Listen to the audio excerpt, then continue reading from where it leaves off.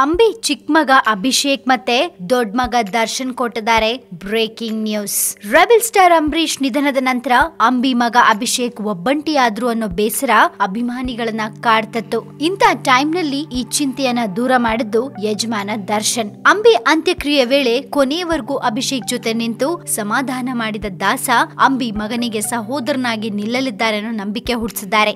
ದರ್ಶನ್ ನಟ ಅಂಬರೀಶ್ಗೆ ದೊಡ್ಡ ಮಗ ಇದ್ದಂತೆ ಅನ್ನೋ ಮಾತು ಇಂಡಸ್ಟ್ರಿಯಲ್ಲಿದೆ. ಅದರಂತೆ ದಾಸ ನಡ್ಕೊಳ್ತಿದ್ದಾರೆ ಕೂಡ.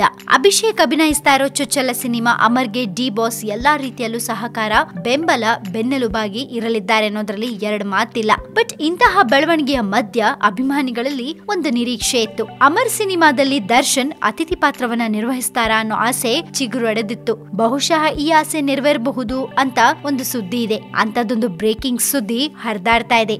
ಏನದು ಗೊತ್ತಾ? ಅಭಿಷೇಕ್ ನಟಿಸ್ತಾ ಇರೋ ಮೊದಲ ಸಿನಿಮಾದಲ್ಲಿ ಚಾಲೆಂಜಿಂಗ್ ಸ್ಟಾರ್ ದರ್ಶನ್ ಅತಿಥಿ ಪಾತ್ರವನ್ನ ಮಾಡಲಿದ್ದಾರೆ ಅನ್ನೋ ಸುದ್ದಿ ವೈರಲ್ ಆಗಿದೆ. ನಿಜಕ್ಕೂ ದರ್ಶನ್ ಎಂಟ್ರಿ ಆಗಿದ್ದಾರಾ? ಯಾವ ಪಾತ್ರ, ಎಷ್ಟ್ ನಿಮಿಷ ಇರ್ತಾರೆ ಅನ್ನೋದು ಮಾತ್ರ ಕುತೂಹಲ.